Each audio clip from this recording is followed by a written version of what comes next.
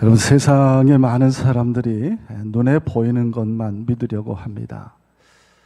그런데 여러분, 우리가 본다는 것이 얼마나 취약한 것인지를 안다면 눈에 보이는 것만 믿는다고 말하지 않습니다. 여러분, 이 세상에 존재하는 빛의 95%는 보이지 않습니다. 우리 인간이 눈으로 볼 수 있는 빛은 5%밖에 되지 않습니다. 그것을 가시광선이라 이렇게 부르는데, 그나마 시력이 나쁜 사람은 그 5%도 제대로 다 보지 못합니다. 분명히 존재하지만 보이지 않는 것입니다. 예를 들면 적외선은 우리 눈에 보이지 않습니다. 그런데 적외선 안경을 쓰고 보면 밤에도 사람들의 움직임을 다 알아볼 수 있습니다. 빛이 나가서 밝히는데 우리 눈에 보이지 않기 때문입니다.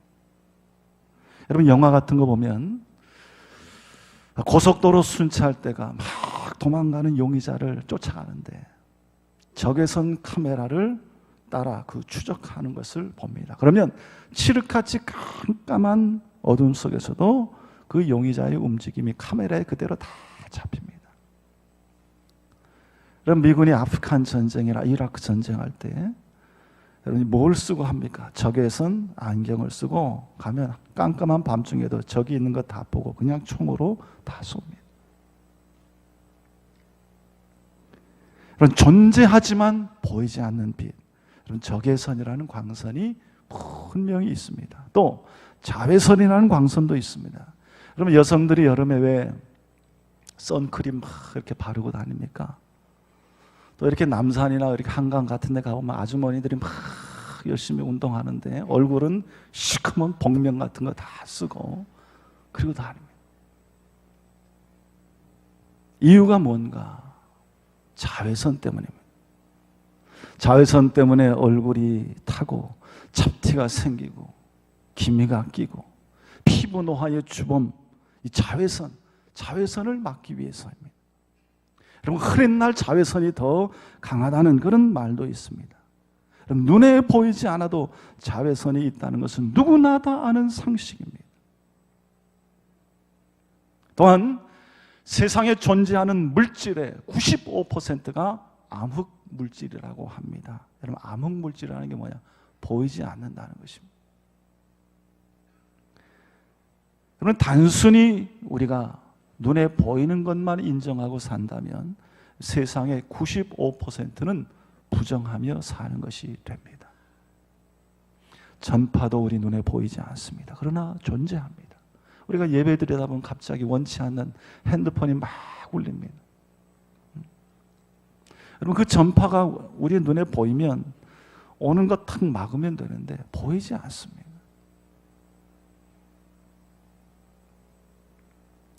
보이지 않아도 분명히 존재하는 것입니다.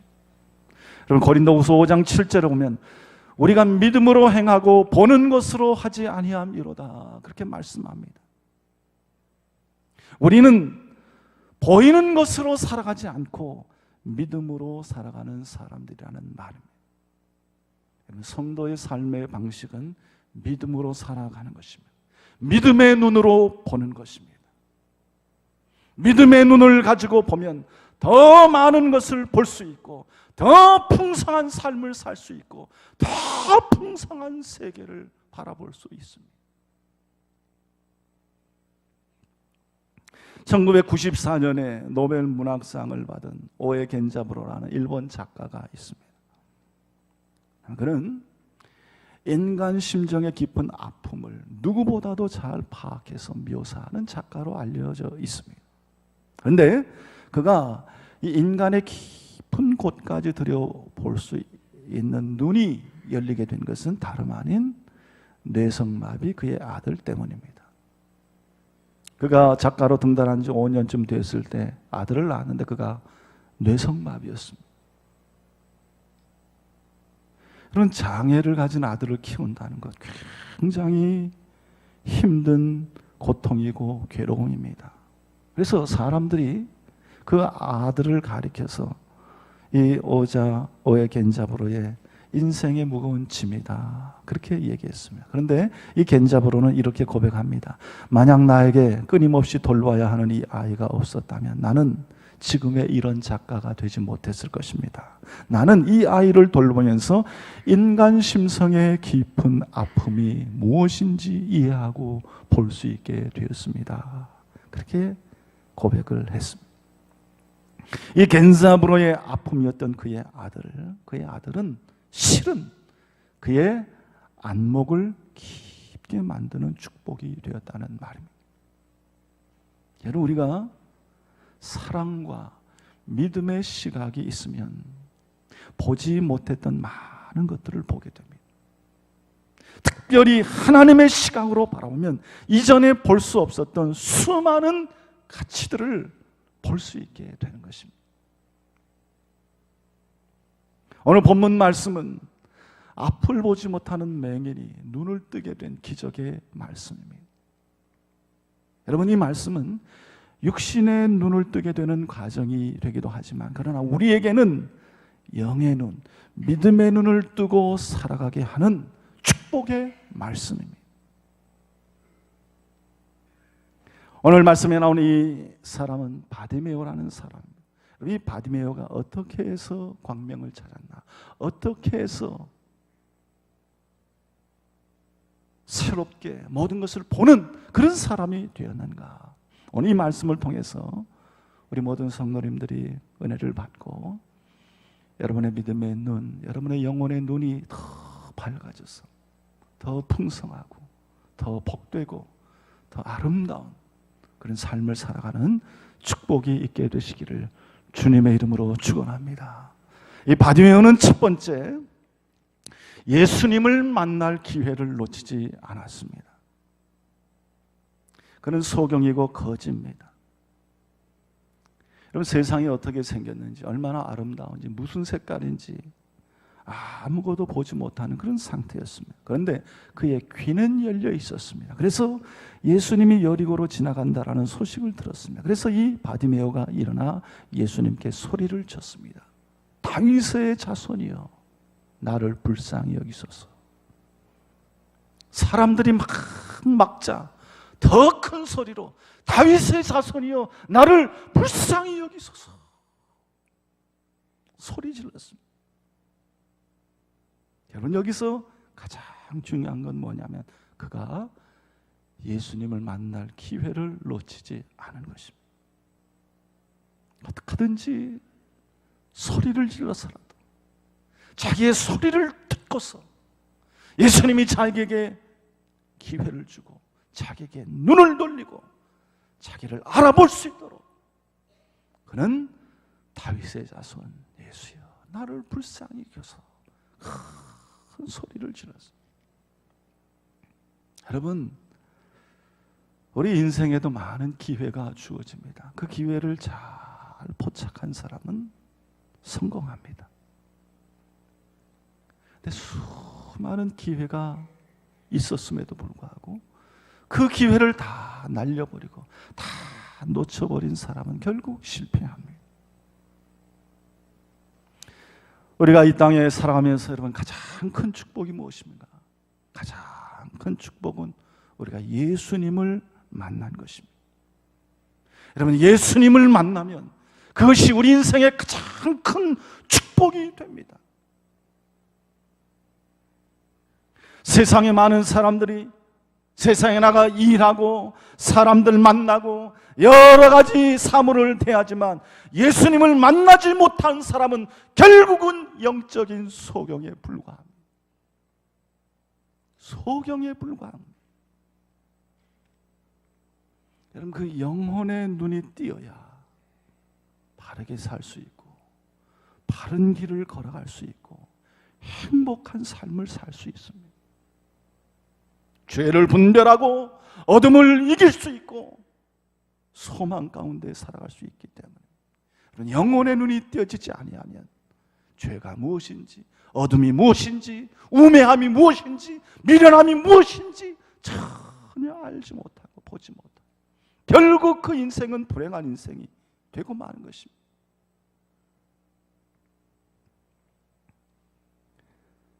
하나님께서는 우리에게 많은 기회를 주시고 때를 주십니다. 선하고 아름답고 착하고 복되게 살아갈 그런 기회와 때를 우리에게 주십니다. 그런데 이 모든 기회는 예수 그리스도 안에서 우리에게 주어진 것입니다. 우리가 예수를 만날 때 여러분 나의 실체를 알게 됩니다. 내가 죄인됨임을 알고 내가 구원이 필요한 자임을 알고 그러므로 인하여 예수 그리스도 안에서 구원받고 영생 얻고 그를 통하여 변화되고 새로운 삶을 살아가게 됩니다. 여러분, 하나님은 항상 우리에게 이런 복된 삶을 살아갈 기회를 주시는데 그 주신 기회를 놓치면 안 됩니다. 주님 만날 기회를 놓치고 여러분 허무한 삶을 살다 인생 끝나면 아무 소용이 없는 것입니다. 우리가 성경에 보면 이 때에 대해서 말씀을 많이 하십니다. 마가복음 1장 15절에 때가 찼고 하나님의 나라가 가까웠으니 회개하고 복음을 믿으라. 때가 찼고 하나님의 나라가 가까웠다. 고린도후서 6장 2절에 보라 지금은 은혜 받을 만한 때요 보라 지금은 구원의 날이로다 말씀합니다. 여러분 은혜 베풀 때 주시는 그 기회를 놓치지 않는 바디메오처럼 다윗의 자손 예수여 우리를 불쌍히 여기소서. 우리에게 주어진 귀한 은혜의 시간들 그 은혜의 기회들을 여러분 놓치지 말고 그 기회를 통해서 우리 영광의 주님을 만나고 하나님의 큰 은혜와 능력을 힘입고 하나님 앞에 많은 영광을 돌리며 살아가는 우리 성도님들이 되시기를 주님의 이름으로 축원합니다. 두 번째 바디모에게는 바른 믿음의 고백, 바른 신앙의 고백, 다시 말하면 예수님에 대한 바른 믿음이 그에게 있었습니다. 여러분 다윗의 자손 예수여라고 하는 것은 그가 예수님을 메시아로 고백한 것입니다. 예수님이 자기를 구원할 메시아임을 확실한 믿음을 가지고 고백한 것입니다. 여러분 이 바디메오처럼 올바른 믿음의 고백, 올바른 신앙의 고백은 바로 오늘 우리를 힘있게 하고 우리를 능력 있게 합니다. 여러분 우리에게 이런 확실한 믿음의 고백, 확실한 신앙의 고백이 있다고 하면 우리의 삶이 힘들고 어렵고 환경이 낙심되고 좌절된다 할지라도 우리에게 한결같은 이런 믿음과 신앙의 고백만 있다면 여러분 우리는 넘어지지 않습니다. 무너지지 않습니다. 나에게 어떤 일이 온다 할지라도 하나님은 나의 하나님입니다. 주님은 나의 주님입니다. 나는 하나님의 백성입니다. 하나님은 나의 아버지입니다. 하나님은 나의 영원한 주인이십니다. 고백하며 나갈 때 여러분 우리에게 어려운 일이 할지라도 우리는 다 흔들리지 않고 이겨나가는 것입니다. 그러나 아무리 많은 것이 있다 할지라도 이 믿음이 흔들리면 결국 다 무너지고 마는 것입니다. 다윗의 자손 예수여 나를 불쌍히 여기소서라고 하는 것은 주님만이 나를 구원하고 주님만이 나를 고치고 주님만이 나를 볼 수 있게 하는 나의 구주, 나의 메시아입니다. 다윗 자손 예수여 나를 불쌍히 여기소서 고백했던 것입니다. 여러분 이런 믿음이 여러분에게 있게 되기를 바랍니다. 이런 확실한 믿음을 가지고 날마다 입술로 고백하고 더 나아가 많은 사람들을 향하여 주님을 담대히 전할 수 있는 우리 성도님들이 되시기를 주님의 이름으로 축원합니다. 세 번째로 이 바디모에게는 참된 소원이 있었습니다. 여러분 그가 보게 된 이유 중에 하나는 그에게 참된 소원이 있었기 때문입니다. 여러분, 그에게 꼭 필요한 게 뭡니까? 그에게 가장 필요한 소원이 뭡니까? 보는 것입니다. 주님, 내가 보기를 원합니다. 보지도 못하는데 좋은 옷이 무슨 소용이 있습니까? 보지도 못하는데 좋은 물건 가져봤자 무슨 소용이 있습니까? 보지도 못하는데 좋은 집 살면 무슨 소용이 있습니까? 주님, 내가 보기를 원합니다.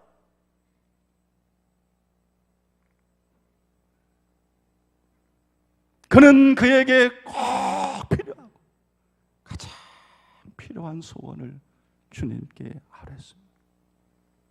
바디메오야, 내가 내게 무엇하여 주기를 원하느냐? 주님, 내가 보기를 원합니다. 보기를 원합니다. 내 믿음이 너를 구원하였느니라 말씀하셨습니다. 여러분, 다시 보게 된 바디메오처럼 우리도 주님 앞에서 보기를 구해야 됩니다. 이 어두운 세상을 살아가지만, 죄악된 세상을 살아가지만, 타락한 이 세상을 살아가지만, 하나님이 기뻐하시는 의의 길, 생명의 길이 어디인지 무엇인지 볼 줄 아는 그런 눈을 가져야 됩니다. 더 나아가 지금도 내 앞에 살아계시고, 지금도 나와 함께 하시고, 지금도 나에게 그 영광과 은혜를 베풀어 주시는 그 주님을 볼 줄 아는 눈을 나에게 주십시오. 내가 주님을 보기 원합니다. 여러분, 이것이 우리에게 가장 필요한 소원이 아니겠습니까?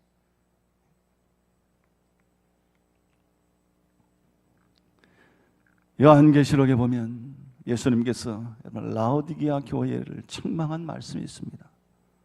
요한계시록 3장 15절에 보면 내가 내 행위를 아노니 네가 차지도 않고 뜨겁지도 아니하도다. 네가 차든지 뜨겁든지 하기를 원하노라. 무슨 말씀입니까? 믿음의 사람들이 세상적 자기 만족에 빠져서 혼돈 속에 방황하고 있는 상태를 책망한 것입니다. 예서 3장 16절에 보면 내가 말하기를 나는 부자라 부요하여 부족한 것이 없다 하나 내 곤고한 것과 가련한 것과 가난한 것과 눈먼 것과 벌거벗은 것을 알지 못한도다 책망했습니다. 영적으로 완전히 죽어있는 상태에 있음에도 불구하고 이들은 이미 구원받았다는 생각에 도취되어서 너무나 비참한 상태에 놓여 있음을 책망한 말씀입니다. 예서 3장 18절에 보면 내가 너를 권하노니 내게서 불로 연단한 금을 사서 부요하게 하고 흰옷을 사서 입어 벌거벗은 수치를 보이지 않게 하고 안약을 사서 눈에 발라 보게 하라. 예수님은 그들을 향하여 순결한 믿음을 갖기를 원하고 깨끗한 의의 옷을 입고 진리를 분별하는 영적인 눈을 뜨라고 하는 책망을 하셨습니다. 여러분, 우리에게 지식이 있다고 해서 내가 좋은 여건이나 좋은 환경에 산다고 해서 우리 눈이 밝아지는 것이 아닙니다. 주님 나를 불쌍히 여기소서. 내가 보기를 원합니다. 나의 소경됨을 인정하고 주님 앞에 고백하게 나갈 때 주 성령께서 우리의 눈을 뜨게 하시고 마음의 문을 열게 하시고 우리를 참된 광명의 길로 참된 생명의 길로 인도해 주시는 것입니다. 우리가 잘 아는 이어령 교수가 계십니다. 많은 사람들이 그를 지식인의 상징이라고 부릅니다. 그는 인간의 이성을 믿고 신봉하던 무신론자였습니다. 그런데 그 세례를 받고 기독교인이 됐습니다. 그가 예수를 믿게 된 것은 사랑하는 그의 딸의 불행의 계기가 됐습니다. 결혼한 딸이 있는데 2차례 암 수술을 받았습니다. 그 수술 후유증으로 망막이 손상에 비해서 거의 맹인처럼 되어갑니다. 시력을 다 잃어버렸습니다. 이때 이 이어령 교수는 아버지로서 자기 딸에게 뭔가 해줄 수 없는 자기의 무능력을 절실하게 깨닫게 되었습니다. 그런데 그 딸이 하나님의 은혜로 시력을 회복하는 기적이 일어났습니다. 그때 그는 그 딸에게 이렇게 말합니다.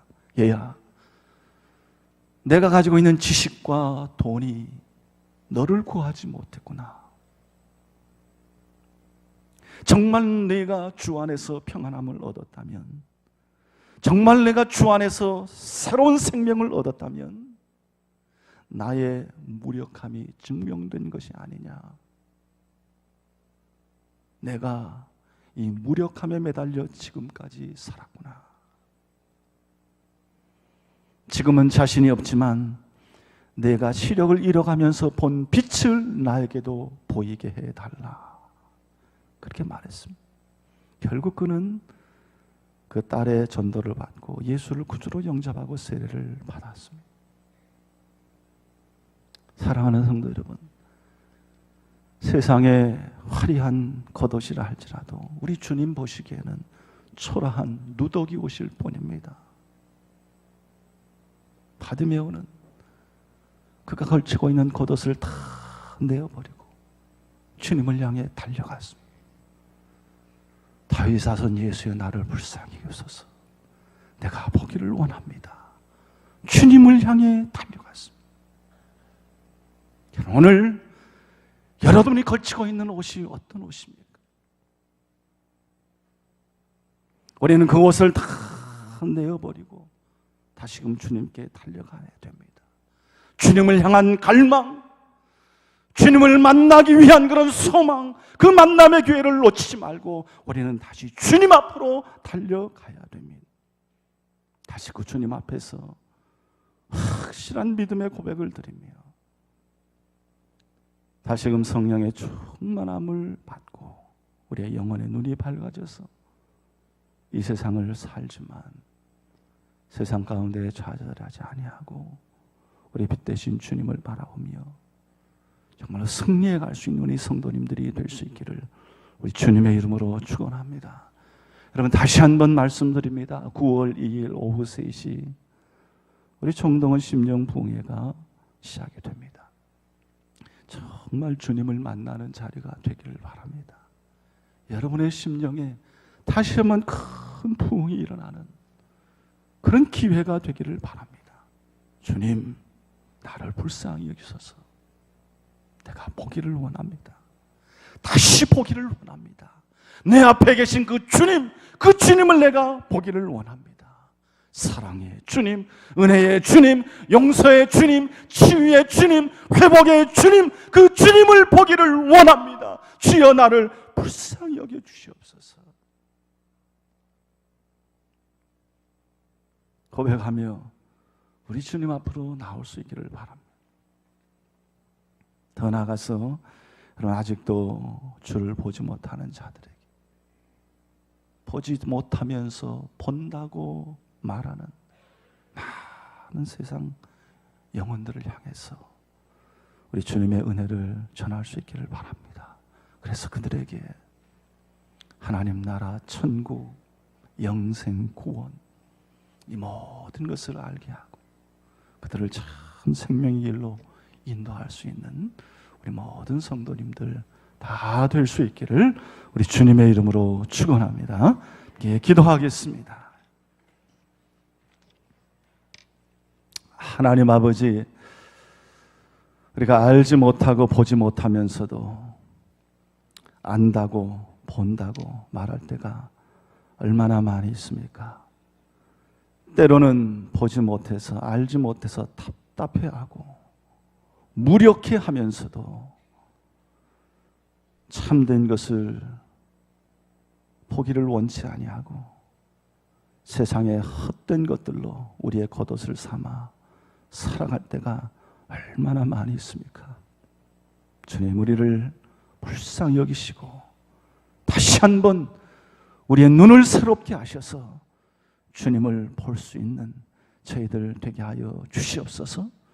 주님 보기를 간절히 소원하고 주님 만나기를 간절히 소원해서 풍성한 영혼의 세계, 믿음의 세계, 풍성한 믿음의 세계에 이르러 오늘도 이 세상을 뛰어넘어 하늘나라로 전진해가는 거룩한 하나님의 백성들이 다 되게 하여 주시옵소서. 하나님, 9월 2일 오후 3시 총동원 심령봉예를 갖습니다. 우리 주님 뵙는 시간 되게 하시고 더 나아가 보지 못하는 많은 사람들에게 진리 되신 예수 그리스도를 전하는 복음 증거의 기회가 되게 하여 주시옵소서. 예수님의 이름으로 기도드리옵나이다. 아멘.